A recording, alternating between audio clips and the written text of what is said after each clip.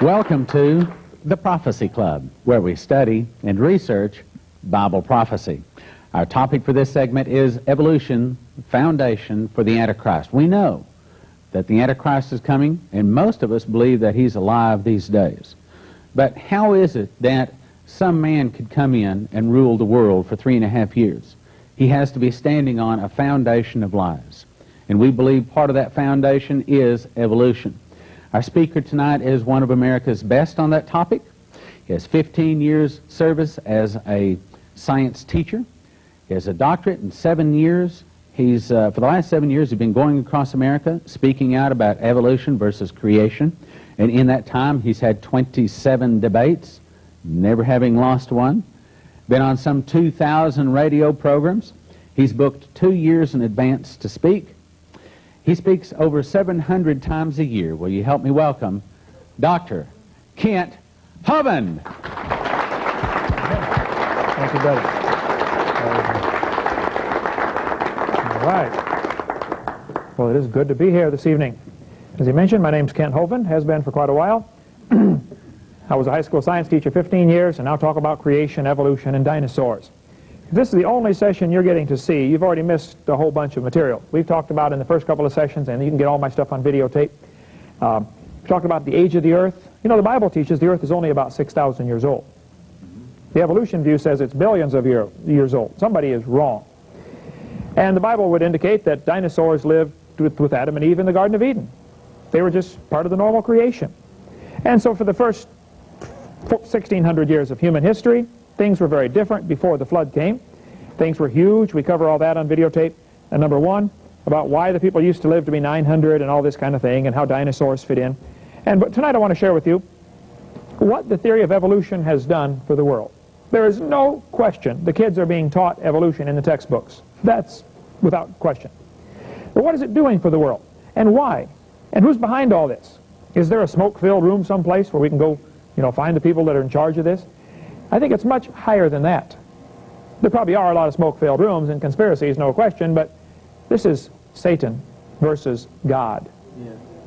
Even those folks in those smoke-filled rooms trying to have their little conspiracy, they don't even fully comprehend the real battle and what's going on. The problem is people have rejected God's authority. They don't want God to reign over them. It started with Lucifer in the Garden of Eden. Lucifer, Satan, came to Eve in the Garden of Eden, and he said to the woman, "Yea, hath God said, ye shall not eat of every tree of the garden?" First thing he said was a question in Genesis chapter 3. The second thing he said was, "Ye shall not surely die," calling God a liar. And the third thing Satan said to Eve, he said, "Ye shall be as gods." Satan started this lie that man can become like God. And it's a lie, and that's really evolution in a nutshell. Ye shall be as gods. That's where the whole idea got started. It started with Satan. It didn't start with Charlie Darwin. It started with the devil. Actually, he's the one who wants to be God. Lucifer wants to be God. Isaiah 14, Lucifer said, "I will ascend into heaven. I will exalt my throne above the stars. I will sit upon the mount of the congregation in the sides of the north. I will ascend above the heights of the clouds. I will be like the Most High." See, the devil wants to be God. But the job is not available. So he's all upset about that. And he can't be God. So he's mad at God. But he can't do anything to God. So he's mad at us because we are made in God's image. See, that's why the devil hates you. You remind him of God. He hates humanity, period. He wants to destroy the human race. Financially, emotionally, physically, spiritually, every way he can, he wants to destroy everything about what God has made. So you have to look at this from a heavenly perspective before you're going to comprehend what on earth is happening. What is going on? Satan said, "I want to be like the Most High." And he started a rebellion against God about 6,000 years ago. And we could trace the history of this long war against God. There's a tremendous book by Henry Morris, a good friend of mine in California, who's the president of the Institute for Creation Research. If you want to get that book, you can call 619-448-0900. Get their catalog from ICR. Great material. Best book on the history of the evolutionary theory that I've seen is that one. But this is really Satan versus God. There have been different groups down through history that have come to the forefront and, you know, taken over for Satan or tried to work with Satan very closely, and there are some today doing the same thing. We could talk about how the Babylonians had an early form of evolution taught, you know, that they thought they were going to become like God, and there have always been people who taught this evolution theory. But it's a philosophy that is destructive. Satan comes and disguises himself like an angel of light. I'm here to help you. Eve, how would you like me to show you how you can become like God? God's hiding something from you, Eve. He knows that if you eat the tree, off that tree, you can become like God. Satan lied to her, and she fell for it. Adam came along and realized what she'd done, and Adam voluntarily became sin to save Eve, just like Christ voluntarily became sin to save us. He knew what he was doing. Adam knew what he was doing. Eve was deceived, it tells us in 1 Timothy. Adam wasn't deceived. But Satan disguises himself like a messenger of light. Hey, I'm here to help you, Eve. I think Satan is using this evolution philosophy to lead millions to hell. Countless millions over the last 6,000 years have gone to hell because Satan has deceived them. See, evolution is not science, it's a philosophy. It's a way of life. The Bible warned us, a way of looking at life. The Bible warned us in Colossians chapter 2 to beware lest any man spoil you through philosophy and vain deceit. You see, what you believe determines how you behave. Your philosophy is extremely important. And there's only two choices. Either there is a God or there isn't. If there is a God, we better find out who he is and what he wants and do what he says. If there is no God, then how do you decide what's right and wrong? Evolution is a philosophy that allows man to psychologically get rid of God where he can become God. He decides if it's right or wrong. You need to be cautious about your philosophy because the evolution philosophy, if you really follow it through and think about it, it changes your whole way of looking at the world. You see, if evolution is true, man is just an animal, right? Just a higher animal, that's all we are. And animals would have the same rights that we do. Animal rights activists, huh? That comes from their philosophy of evolution, folks. If evolution is true, only the strongest have a right to survive. The weakest should be eliminated. Don't you pull the weeds out of your garden? If you believe in evolution, maybe these weaker, inferior humans should be eliminated. Ah, I see where that would lead in a short time. If evolution is true, might makes right. You're the strongest, you got the right to rule the world. King of the jungle. Inferiors should be eliminated. One of the races of humans must be superior to the rest. Isn't that a normal following, a corollary to the evolution theory? Oh yeah. Protection of the world and the environment is our duty because we have evolved the farthest. We need to save the planet. Flows right from the same philosophy. There are no absolutes about right and wrong. Professors sometimes say that when I do debates at universities. They'll say, there are no absolutes. I say, are you absolutely sure? If there are no absolutes, how can you be so sure? By the way, I tell them, if your brain is nothing but a collection of chemicals that got together by random chance over billions of years, how can you trust your thoughts and your reasoning process? Wow, think about that one. How do we decide what's right and wrong?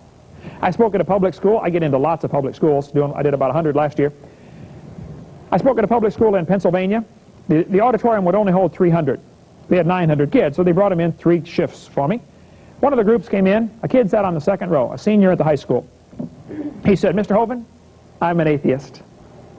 I said, really? He said, yep, there is no God. I said, well, let me ask you a question, son. Do you know everything? He said, well, no, of course not. I said, well, do you know half of everything? He said, well, no. I said, okay, well, let's pretend that you know half of everything. Is it possible that God exists in the other half you don't know? Brand new thought. I said, by the way, son, if you're an atheist, let me ask you a question. How do you decide what's right and wrong? He said, oh, that's easy. I decide if it's right or wrong. He said, I'm the God of my own universe. I said, boy, I'm glad to hear that. because I'm going to shoot you in 5 minutes. He said, you can't do that. I said, yeah, I can. I'm the God of my own universe. I decided it's fine. Huh? How do we decide what's right and wrong? Somebody says, that's wrong. Oh, yeah? Says who? See, America started off with Christian foundations where we had, thus saith the Lord. That's says who. But we've left that, haven't we? Yes. Now how do we decide what's right and wrong? We've degenerated into a democracy where we decide right and wrong based on what the majority wants. We started off to be a constitutional republic. Starting off, our foundations were, thus saith the Lord. God decides. You see, the two basic forms of government here, the two basic philosophies of government are evolution and creation. If evolution is true, laws come from man's opinion. And you get your rights from the government. The government decides if you have the right to travel, if you have the right to do this. All of your rights come from the government. But if creation is true, then we have inalienable rights that are endowed by the Creator. Ooh, big difference. Kids, you tell kids in school, hey, you shouldn't steal. Well, why not? Because God says you shouldn't steal. That's why not. But if there is no God, what are you going to tell them? Because it's not nice. Well, that won't cut it. We've lost a whole generation because of our philosophy we're giving them, folks. Yes. See, America was a constitutional republic when we started because our founding fathers, even though they weren't all Christians, but a lot of them were, Bible-believing Christians. But they had a biblical philosophy. They gave us a republic. When Ben Franklin walked out of the building, one of the ladies said, Mr. Franklin, what kind of government did you give us? He said, a republic, if you can keep it. Republics are hard to keep. We've lost ours, folks. We are not a republic anymore. We have degenerated to a democracy, and the next step is totalitarianism. We're that close to becoming a totally socialistic and then communistic country in America. You watch, it's going to happen real soon. We've become the land of the free and the home of the slave. It's happening. Charles Darwin wrote this book. It's right here. The Origin of Species, 1859. Now, that wasn't the whole title to the book. I'll show you the whole title in just a minute. Back in those days, they had long titles on their book. But they call it The Origin of Species. Now, hold it. What is a species? You know, he never does talk about the origin of species in The Origin of Species. He never does talk about it. The Bible never says they bring forth after their species. The Bible says they bring forth after their kind, right? Now, what is a kind? Well, I would say a wolf and a dog are the same kind of animal. I mean, stand back and look at it. It's not a turtle, okay? A horse and a zebra are the same kind of animal. Now, they may not be the same species, but they're the same kind. And we've never seen an animal bring forth something other than the same kind. Never seen that. But the textbooks talk about the speciation as if this is part of evolution. There was a vocabulary breakdown back in the 1800s when Darwin's book came out. They were looking for the origin of species. God never said anything about that. The origin of their kinds.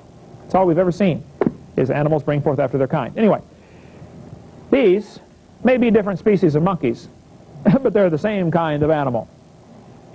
And noticing that just because man has classified them as different species does not mean God classified them as different kinds. And it might be that each of these came from a common ancestor. I wouldn't argue about that. But it's still the same kind of animal. That doesn't prove we all came from a rock, does it? Anyway, excuse me. Here's the whole title to Darwin's book. The Origin of Species by Means of Natural Selection, or the Preservation of Favored Races in the Struggle for Life. Ooh, favored races? Charlie, that's not politically correct. Well, back in the 1800s, it was. You see, back in the 1800s, nearly everybody was a racist. A lot of the advanced nations were going to these third world countries to try to colonize them, right? So they could steal their gold and rubies and diamonds for pay the guys a nickel a week, you know, to work for them. You have to understand the climate of the 1800s, particularly the early 1800s when evolution became popular before Darwin ever came on the scene. Charlie Darwin's grandpa, Erasmus Darwin, came up with everything Darwin did. Darwin never gave credit to his grandpa, by the way, but I'm sure he stole all the ideas from him. But Charlie Darwin, when his book came out in the mid-1850s, 1859, racism was popular. It was acceptable to be a racist. Today it's unacceptable. Darwin thought natives were just advanced animals. Well, that fits with the times. We had slavery in America in 1859, didn't we? Yeah. Civil War hadn't started yet. They bought and sold them like cows. Matter of fact, they packed them onto ships and brought them over here. They calculated how many they could get on the ship. They estimated that 1/2 of them would die en route to the New World. They chained them to the deck and left them for 2 weeks. I mean, that's where they slept, that's where they ate, that's where they went to the bathroom. They didn't move, chained to the deck for 2 weeks. 1/2 of them died. It's no big deal. Just like cows, throw it away, get a new one. That's the way they thought, folks. What's the matter with these people? Well, the problem is their philosophy. They think these people are inferior, and you always act according to your belief. What you believe is extremely important. But be careful what philosophy you have. Man, if your slave gets out of line, beat him. If he dies, oh well, go buy another one. Right?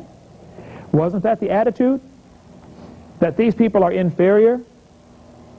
By the way, that's still the attitude of some groups today in America, like the KKK.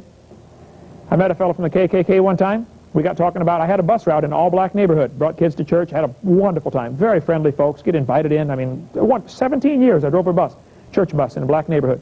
Great ministry. This fellow from the KKK told me, black people don't have souls. He told me that to my face. I don't know if they all believe that, but that fellow did. Racism was prevalent during the mid-1800s, and when Darwin's book came out, at last, a scientific justification for what we've been doing already. Sold all 1,200 copies in the first day, first printing. There might have been a cover up there. They think maybe one guy arranged to have them all bought so it would look like a runaway bestseller. But anyway, they did sell them all the first day. 1,200 copies. Had to reprint it. Racism was popular. Darwin also thought women were inferior. Charlie Darwin said, "A married man is a poor slave, worse than a Negro." If a professor said that today in your local university, how long would he keep his job? Or his life? And yet Darwin is considered one of the saints, isn't he? He was a racist and a chauvinist. By the way, he finally married his first cousin, Emma Wedgwood. Nobody else would marry him. Would you marry this guy? Strange man. These two folks had an interesting job. Back about the turn of the century back here, between 18 and 1900, Darwin's theory had become very popular. 1859, the book came out, and many people began pushing it or promoting it. Thomas Huxley, and I mean, lots of folks were pushing this evolution theory. And it kind of took over the world in the next 20 years. The world was ready for it anyway. They were looking for a way to get rid of God. There was the right climate when Darwin came along. But Darwin said we should find thousands and millions of missing links. Well, they couldn't find any. So it became very popular to look for missing links. These two folks went to Australia, and they got the Australian Aborigines and said, you know what, that looks like a missing link. Their jaws are bigger. Well, the reason their jaws are bigger is because the Aborigines don't use hardly any tools, and they use their jaws like a vise to clamp down on stuff. When they want to strip the bark off a tree branch, they clamp on it and pull the bark off. You use your jaw muscles a lot like that. The muscle pulls on the bone responds by getting bigger. Any bodybuilder will tell you the more you build your muscles, the bigger the bones get.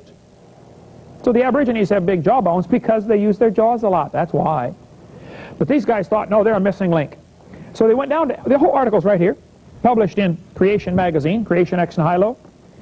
This is the 1992 March to May edition about what happened to the people in Australia, the Aborigines, Darwin's body snatchers.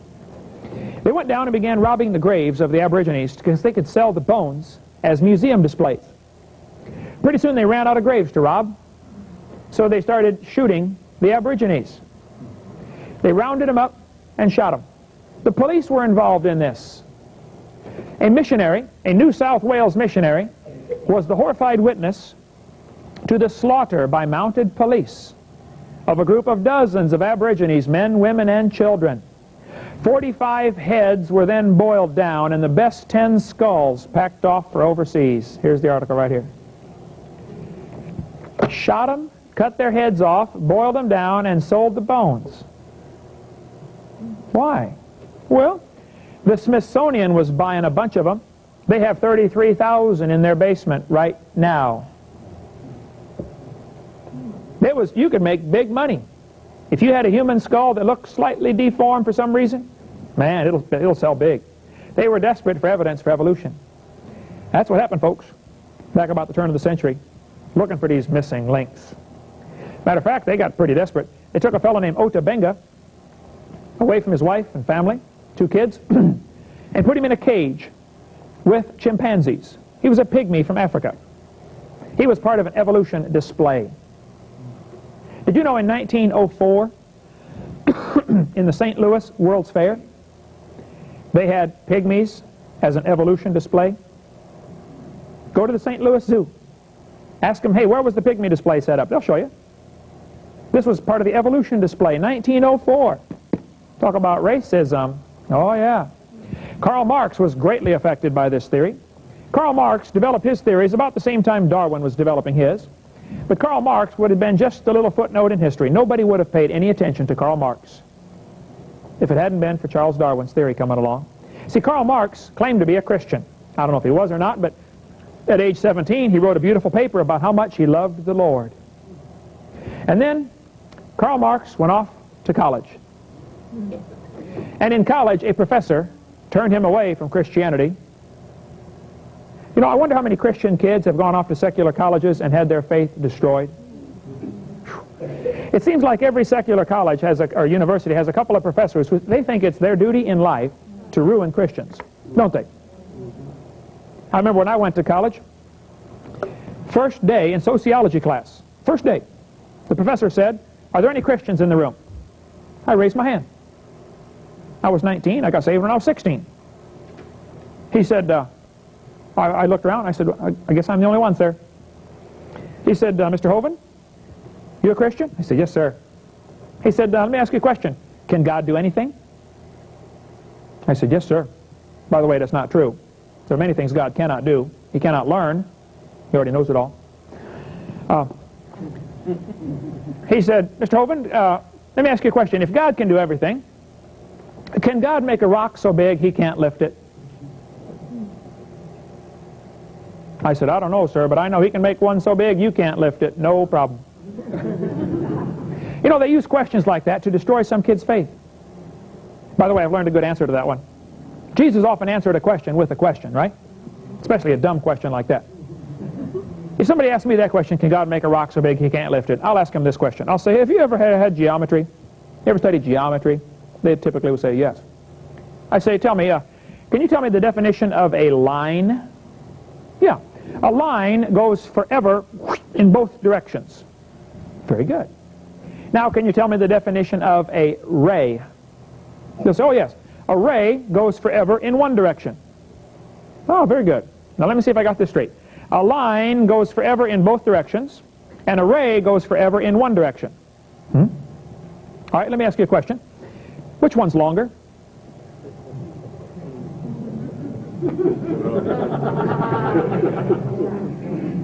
You tell me which one's longer, and I'll tell you about the rock. Ah, yeah. But there are professors who think it's their duty in life to destroy every Christian that comes through their class. They're out there, folks. And I don't recommend you send your kid off to a secular university unless you're positive they can handle it, because an awful lot of them don't handle it. Awful lot of them get ruined. Bunches of them. You say, yeah, but if he goes to a Christian college, he won't be able to get a good job. Oh, now we know what's important to you, don't we? George. Oh, Abe. My wife didn't find that one. Now we know, don't we? Money more important? Yeah. Well, Karl Marx got ruined in college. He became a real scoffer, skeptic. Matter of fact, Karl Marx's whole philosophy revolved around this theory of evolution. Karl Marx's book, Das Kapital, he tried to this is the title page, dedicated to Charles Darwin, from a sincere admirer Karl Marx. See, Karl Marx knew communism wouldn't make it any place as a philosophy without evolution. You have to get rid of God for communism to work. Because communism is the opposite of Christianity in almost every way. Karl Marx knew that. Karl Marx talked about evolution in his speeches, I mean, over and over. His whole philosophy was evolution.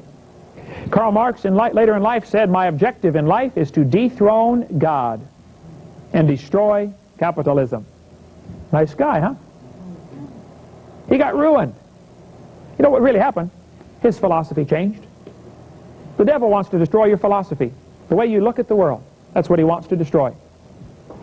Karl Marx wrote the Communist Manifesto in 1846. Everything is anti-Christian about this. Abolish private property. By the way, that's the real purpose behind the environmental movement. It has nothing to do with saving the environment. They want to abolish private property. They want to make you get a permit for everything. You're going to cut down a tree. You got to get a permit. Well, you're going to get a permit to mow your grass someday too? Where's this going to stop? Where do rights come from? Huh? Are tree rights equal with human rights? The evolutionist would think so, wouldn't he? After all, we evolved from the trees, right? Man, go hug one, like Al Gore. That's their philosophy. The problem is that they are very consistent in their behavior based upon their faulty philosophy. I can understand why they go hug the trees. It's because they believe in evolution. I like trees. We got a bunch in my yard, and I like trees, and I've planted lots of trees. I don't think I ought to go cut down every tree. But it's a crop like corn or grass. You ought to be able to cut it if you need to. Especially if it's on your property. You see, property rights are very important to God. The Bible has a whole system set up where everybody got some property, and if you were lazy or a dud at managing your stuff and you lost it, you got it back in 50 years. The year of Jubilee, right? Ownership of property is extremely important. Our founding fathers made a tragic mistake. They had a slogan they used: life, liberty, and pursuit of happiness. What on earth is that? You know what the original slogan was? Life, liberty, and property. Ah. See, if you own property, you're not a slave. But if you're having to pay rent and you don't own property, you're really a slave to somebody else. I mean, bottom line, you really are. Karl Marx said, we need a heavy progressive income tax. Did you know that was Karl Marx's idea? And did you know in America it is voluntary? And 59 million Americans don't volunteer. He said we need to abolish the rights of inheritance, confiscate the property of rebels. Ooh, who decides who's rebellious and against what are they rebellious? Huh? Again, getting rid of the property. A central bank. Karl Marx's idea? Did you know we don't have any money? We have a Federal Reserve note. This is not money. This is a piece of paper. You can't eat it, you can't wear it. And someday this will be wallpaper. Our money's gone, folks. Lawful money is silver and gold. And I've studied all the arguments, and we can get into that for a long time if you'd like. But the Federal Reserve System has totally ruined the American economy. And now they can cause a depression or recession whenever they want. And they use a system called crisis management. Create a crisis so that we can create a solution. You know, the communists wanted to get a military base in Cuba. That's what they wanted. So the communists have a technique called the dialectic. You take 2 steps forward and then 1 step back. And everybody thinks, oh, he changed. Ah, you're 1 step closer. So what they did, they wanted a military base in Cuba. So they brought in a military base and missiles, right? Kennedy said, get them missiles out of there. And they, huffed for a while. Finally, okay, they got the missiles out. They kept the base. That's all they wanted. They've done that all over the world. Step by step, taking over, creeping in. Karl Marx said we need a central bank. Boy, when they got the Federal Reserve System and voted in 1913, the communists rejoiced. They said, this is it, the beginning of the end for America. Because now they can manufacture a depression. 1929 depression was totally manufactured. Because they wanted a new world order. There have always been folks who want to help Satan get one world control. Satan wants to control the world and wipe out humanity totally. Now these idiots think that they are going to wipe out everybody else, but not themselves. Satan has plans to wipe them out too, but they don't know that. Satan's in charge of all this. They want to reduce the world population to 2 billion by the year 2000 and then to 500 million after that. Well, it's going to be down to 0 when Satan gets done, if he has his way. So what they did, in 1929, they manufactured a depression. A couple of years later, everybody's starving, and they said, wow, what are we going to do? And Roosevelt comes in and says, well, I got a deal for you. Come down and get your Social Security number. Huh? People lined up to get it. By the way, that is totally voluntary. And if you have a Social Security number, you have just entered into a trust. You're part of a trust agreement, and you've got a whole bunch of things you've got to do now. But if you send them a little letter saying, I don't want my Social Security number anymore, you rescind your number, and anybody can do that. Simple. I don't have one. I haven't had a number in 20 years. Don't have a Social Security number? No. Why? Who would want one of them anyway? It's neither social nor is it secure. You say, what's going to happen when you get old? Well, I think the Bible says we're supposed to take care of our own family, aren't we? I don't know. I'm going to provide for myself. If you think you can send your money through your state capital and through Washington and get more back when you're 65, something's wrong with your thinking. Anybody can drop out. Matter of fact, some people have rescinded their Social Security number and then sent letters off and got all the money they've ever paid in back.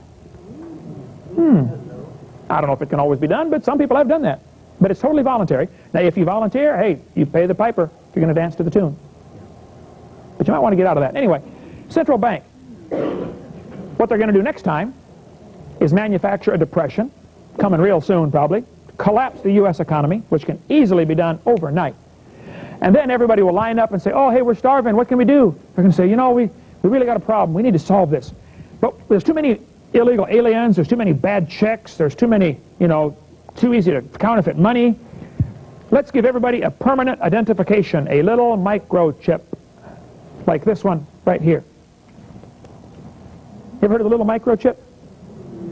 I've had 4 people tell me in the last 2 months that they saw somebody go to the store in America.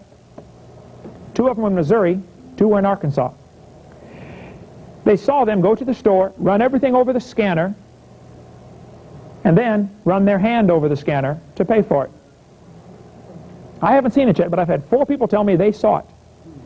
A little debit card embedded under the skin, little microchip. The technology is here. Had a guy tell me 2 weeks ago, a friend of his sold his house, and the guy paid him in cash, $30,000. He's driving down the highway, and the policeman pulled him over. He wasn't breaking any laws. Policeman pulled him over and said, why are you carrying so much cash? He said, how do you know I'm carrying cash?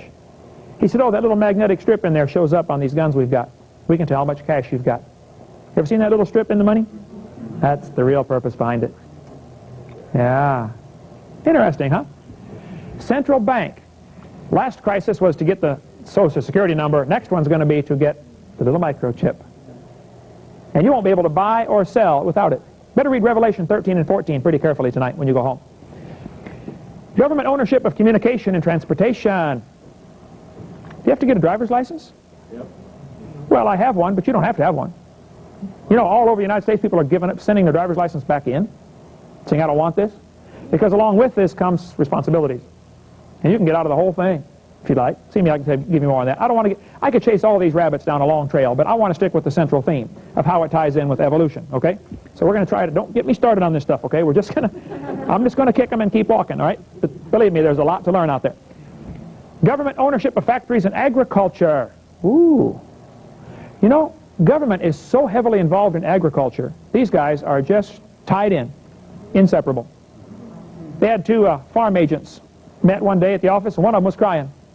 He said, what are you crying about? He said, my farmer died. They got about 1 farmer apiece for every farm agent. Folks, we're getting socialized in our farming system. Government control of labor, corporate farms, regional planning, government control of education. Karl Marx, why do you want the government to control education? Oh, that's Karl Marx's idea. Now, they had some public schools before that, but most of the people in the 1800s, 90% of the people went to private schools. They were flourishing.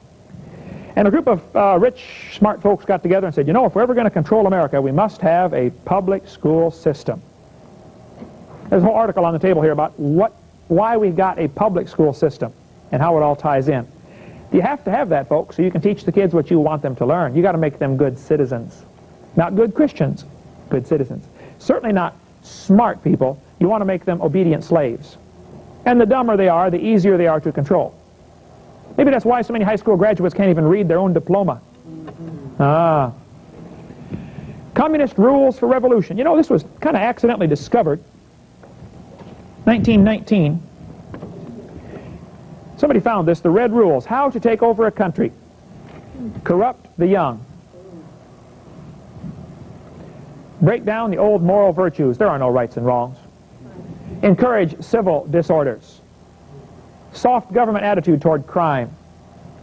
Well, he's only murdered 4 people. 3 strikes and you're out, you know. How about 1 strike and you're out? Divide the people into hostile groups. Get the people's minds off their government. Focus their attention on athletics. You know, in 1919, there were less than 200 people involved in the Olympics. How many people every year, every 4 years now? Hey, you know, I bet if I said, how many of you in this room can name 5 pro football teams? Most of you can think of 5. If I said, if you can name 5 pro baseball teams, you could think of 5. If I said, if you can name both of your state's senators, probably a lot of you couldn't even name both of your senators. If I said, if you can name who your representative is and what district you're in, half of you wouldn't know. If I said, if you can name your 5 school board members, probably nobody in this room knows who the names of your 5 school board members. Maybe 1 or 2 of you. I think our minds are off our government. I think we're more concerned about who throws the ball through the hoop than who buys the textbooks that our kids learn from. Precisely what they want. A fellow in England wrote a letter to his buddy in England. He said, you know, we are going to lose the American colonies because the best-selling books over there in the colonies are books about the Bible, devotional guides. These folks read their Bible. He said the second best-selling books are books about law. These people study the law. We cannot enslave them. He predicted they would lose the American colonies before it happened because the people studied the law. They studied government. We don't know much about the government, do we? We know a lot about the baseball and the football. We don't know much about the government. We deserve to be slaves, folks. We've earned the right. Get control of all the media. That was the plan from a long time ago. There's always been a plan to control the media, and boy, it's been done. You get the managed news if you watch the newspaper, read the newspaper and watch the, you know, the 3 sewer lines, NBC, CBS, and ABC. What you ought to do is clip that sewer line off and just get some alternative media, like some of the shortwave stations or some of the AM radio stations that are out there, some of the Patriot networks and stuff like that, because you're not going to get the real news if you watch the other bunch.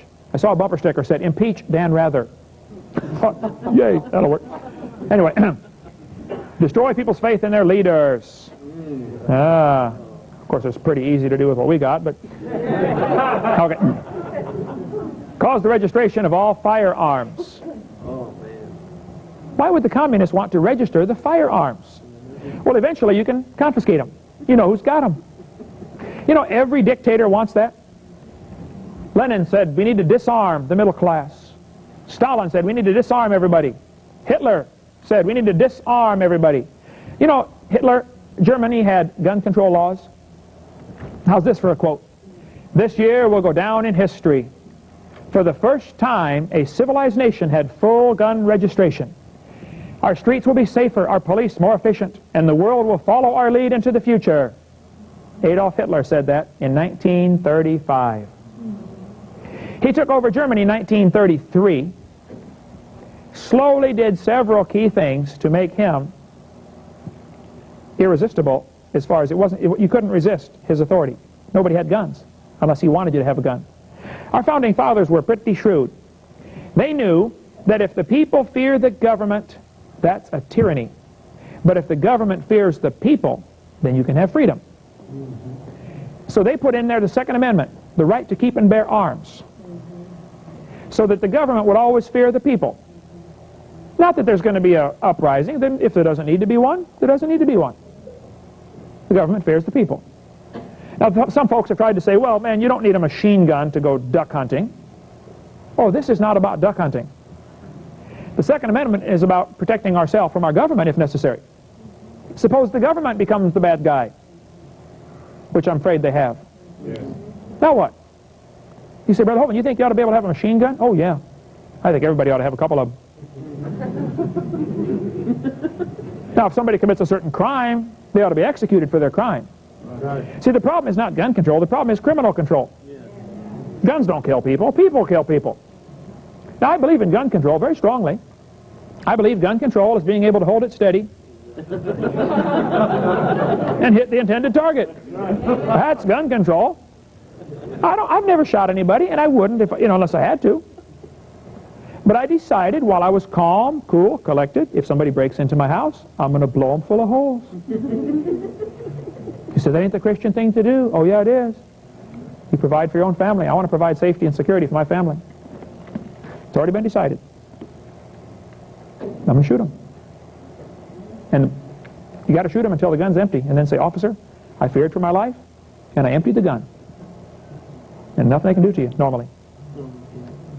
But normally all you need for a defense, I feared for my life, and I emptied the gun. Okay, Nikolai Lenin, the first communist dictator in the 1917 Bolshevik Revolution in Russia, when they took over the Soviet Union, or took over Russia, he said, and he knew, he was a communist and an evolutionist, they go together. He said, communists or Marxists have never forgotten that violence will be an inevitable part of the collapse of capitalism.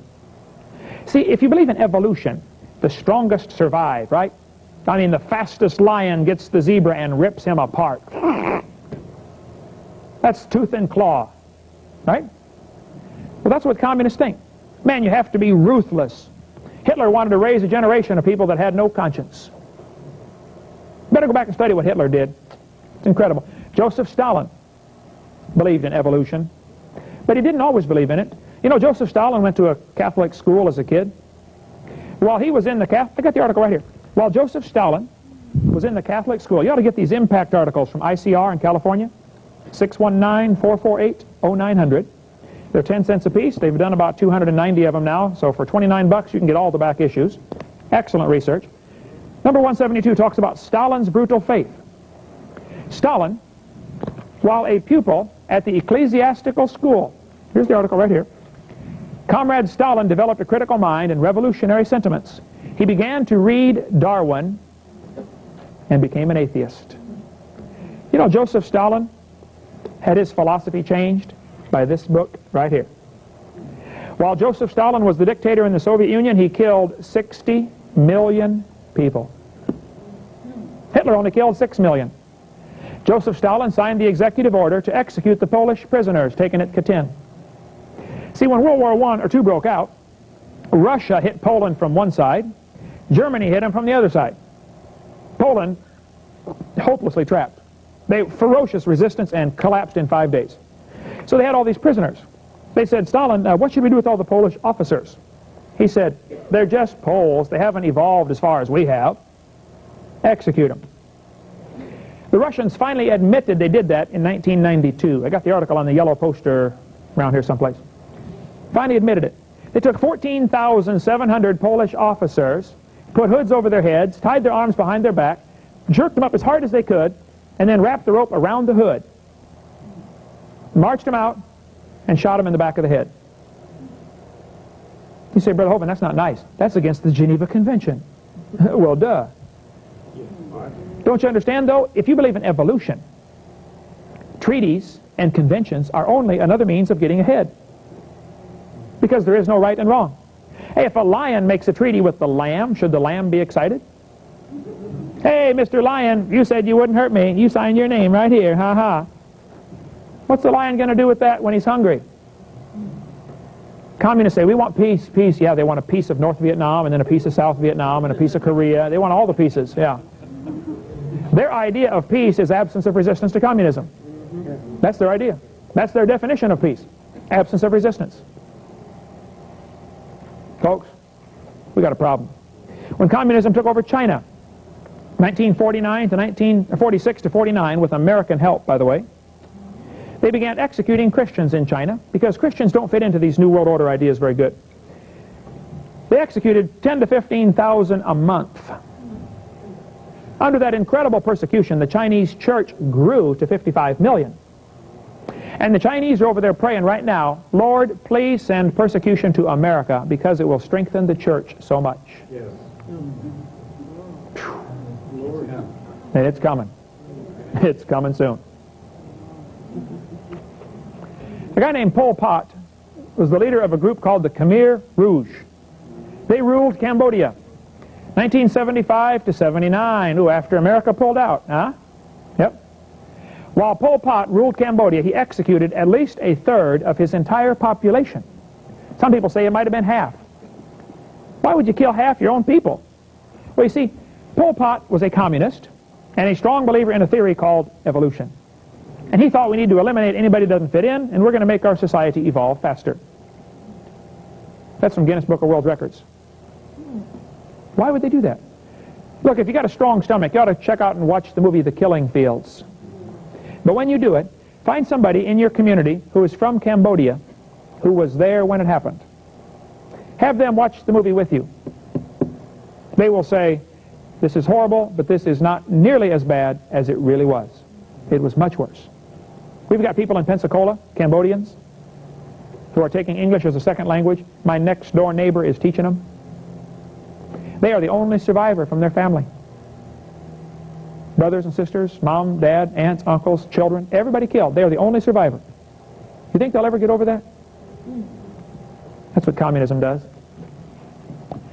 Peter Singer said, Christianity is our foe. If animal rights is to succeed, ooh, hug a tree, huh? We need to destroy the Judeo-Christian religious tradition. Folks, there's a war going on. It's a war of philosophies. And it boils down to creation versus evolution. God's philosophy versus Satan's philosophy. That's what it all boils down to. Peter Singer believes in evolution. The trees have rights equal to or surpassing the human rights. David Foreman in Earth First said, we must make this an insecure and inhospitable place for capitalists and their projects. We must reclaim the roads, plowed land, halt dam construction, tear down existing dams, free shackled rivers, and return to wilderness millions and tens of millions of acres of presently settled land. All right, David, let's start with your house. Oh, they don't want that. They want to tear down somebody else's house, not theirs.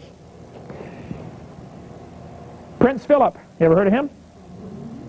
Founder of the World Wildlife Fund, said, if I were reincarnated, I would wish to return to Earth as a killer virus to lower human population levels. You know what his problem is? His problem is his philosophy. He doesn't see things the way God sees them. He sees the world the way the devil sees it. Man is the enemy. Satan hates humanity. Now, Prince Philip is not the enemy, but he does work for him. We need to try to win Prince Philip to the Lord. Any human, regardless of what they do, I mean, Adolf Hitler could have got saved. God can forgive you. But we need to be careful to distinguish who the enemy is, and it's Satan, okay? It's not these people. In order to stabilize world population, we need to eliminate 350,000 people a day, Jacques Cousteau said. Something's wrong with his philosophy. Huh. John D. Rockefeller believed in evolution, but he applied it to the business world. And you will not understand the history of the 1800s until you see how the evolution philosophy ties in. These guys that developed their big monopolies, we finally had to get the trust busters and the unions and the child labor laws and all that kind of stuff. It all comes back to a basic philosophy of right and wrong based on, are there absolute rights come from God, or is it the strongest survive? You won't understand what happened with Rockefeller and Carnegie and all those industrial giants until you see how their philosophy was affected by Charles Darwin. Go back and read about him with that in mind. See what you think. Theodore Roosevelt was greatly affected by this philosophy of evolution. When Roosevelt was president, he said all sorts of things that really ought to make you sit up and say, wait a minute, what's the matter with this guy? Roosevelt was probably a Christian. I don't know if he was or wasn't, but he probably was. Probably in heaven right now. But Roosevelt had a bad philosophy. He was influenced by Charlie Darwin. Roosevelt said, I wish very much that the wrong people could be prevented entirely from breeding. Who's the wrong people, Teddy? All these inferiors. He thought that the immigrants from Europe, Scotland, Ireland, and the Orient are a threat to American society. How many of you have ancestors from one of them places? Inferior. You ever wonder what happened and why it happened to the Indians in the late 1800s? Why were the white people so cruel and break all their treaties with the Indians? Why? Well, you see, many of our people back in this time, even good godly people, had a bad philosophy. They were influenced by evolution. That's why in 1871, Congress scrapped all treaties with the Indians and moved them off to the reservations. You want to read a story that'll break your heart, you ought to read about the Trail of Tears and see what happened to the Cherokee Nation. They were marched out of their property 2 weeks before harvest time, by the way. So the people who came in and took over their land had crops already ready to go. Chattanooga, Tennessee was named, used to be Ross's Landing or Rossville or something like that, after Chief Ross. Moved all the Indians out, had to give it a new name. Renamed the city so people would forget. But I haven't forgotten. 1/3 of the Cherokees died along the way to Oklahoma. Trail of Tears. Read about that. Why did they do that? Well, you see, if you believe the Indians are inferior, they haven't evolved as far, that's normal. It's natural thinking, isn't it? But if you believe God's Word that says all nations are of one blood, Acts chapter 17, well then, everybody's equal in God's sight. And we're all descended from Adam, right? See, it's a philosophical difference that makes a big difference in how you behave. Your belief determines your behavior. That's why they did to the Indians what they did. You might have heard of Benito Mussolini, dictator from Italy. You know, he believed in evolution. Ooh, big time. And he thought the Italians were superior. They went down to Ethiopia and slaughtered the Ethiopians because they were black. They haven't evolved as far. They're just black people. They went down with their tanks and machine guns and airplanes and fought against the Ethiopians with their shields and spears. There's a slaughter. You might have heard of Adolf Hitler. Family name used to be Schicklgruber, but he couldn't spell that in kindergarten, so they changed it to Hitler. Hitler's philosophy was all messed up because of Darwin and other folks at that time, and the offspring of Darwin, like Nietzsche, who thought the German super race was the one, you know, Superman. Hitler thought about that. Hitler wrote this book, Mein Kampf. You ought to read this book, folks, to see what's this guy thinking. In this book, Hitler talked over, I could show you hundreds of quotes from that book. Hitler talked about nature does not desire the blending of a higher with a lower race. Who's a higher race, Adolf? He talked about the Aryan blood. You ever heard of that, the Aryans? Aryan nation? Still very active today, by the way. Racial crossing. I mean, the whole book is full of racism. I was in New Hampshire preaching up there, and I went to Keene State University to visit their library. They got a great library, a whole bunch of books about Hitler and the Holocaust. I read about a book a month about Hitler and the Holocaust, just to keep my blood boiling. I just read one 4 days ago. Hitler's Cross. Tremendous book by Lutzer from Moody Bible Institute. Erwin Lutzer wrote this. Great book.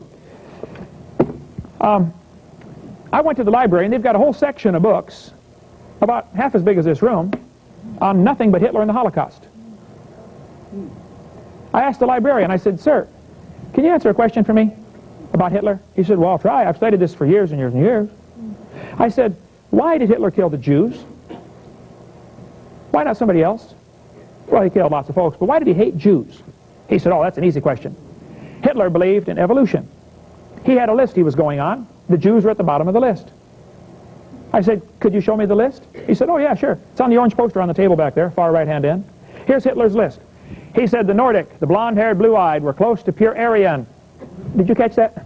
Blonde hair, blue-eyed, Norwegian. Thank you, thank you. Close to pure Aryan. The Germans, predominantly Aryan. The Mediterraneans, slightly Aryan. Slavics, half Aryan, half ape. This is the list he used. Orientals, you know, Chinese, Japanese, Filipino, slightly ape. Black Africans, predominantly ape. Jewish, close to pure ape. Why? Hitler killed the Jews because he believed the Jews hadn't evolved as far. If he'd have killed all the Jews, he made a good start on it, by the way, guess who would have been next? Hitler hated black people. Does anybody know where the Olympics were held in 1936? Berlin, Germany. Guess who won the most gold medals? Jesse Owens, the black American athlete. Hitler was so angry he walked out of the stadium.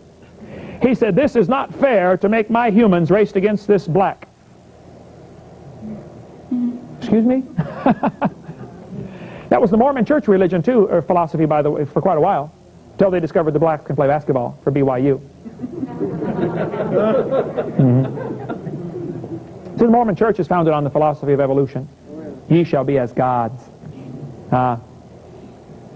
If you're a good Mormon, you get to go off and start your own universe someday and be a god. If you're a good Mormon wife, you get to go to heaven and be eternally pregnant, producing spirit babies. My wife don't want to go. Staying right here, forget it. What's the problem with these guys? Hitler, his philosophy was evolution. He slaughtered the Jews. Matter of fact, he offered to send them out first. 1938. He said, "Who wants the Jews? I'll send them to you. I'll give them to you on luxury ships." President Roosevelt refused to take them. Did you know they could have been saved? But nearly every other country except Sweden refused to take them in. What happened? Well, there was a climate of racism about that time. You might want to go back and read the immigration quotas from the 1930s in America. Blonde-haired, blue-eyed, come on in. Jewish? No, sorry. Only a few thousand a year can come in. Folks, it was racism that motivated that. So they began killing them. Just a few at first, and then by the thousands, and then by the millions. You know, they built chambers and gas chambers and concentration camps. I'm telling you, I read a book a month about this, okay? My head's full of this kind of stuff. Suppose somebody in Germany would have gone around speaking in 1937 and said, "Hey, did you know they're building concentration camps out here?" People would have thought they were crazy, wouldn't they? Yeah. Well, guess what, folks? They're building concentration camps in America. Yeah, they are. And I know a lot about that stuff. But I want to give you a different slant to it tonight. So Hitler killed the Jews. They baked them to make grease for their tanks. They shaved the heads to make socks for their submarine crew. Piled up the bodies in great heaps. Ground the bones up for fertilizer for their fields. Why? Well, Hitler's philosophy was wrong. How did he do that? Oh, it's pretty slick. He started with his young people. Hitler's young people. He knew you reached the young, and pretty soon you got the whole world. We'll take a real fast break here, and then we'll cover how he did what he did to Germany, and how they're doing what they're going to do here to America. It's already started, folks. Matter of fact, it's almost too late already. And what should we do about it? We'll see about that in a second.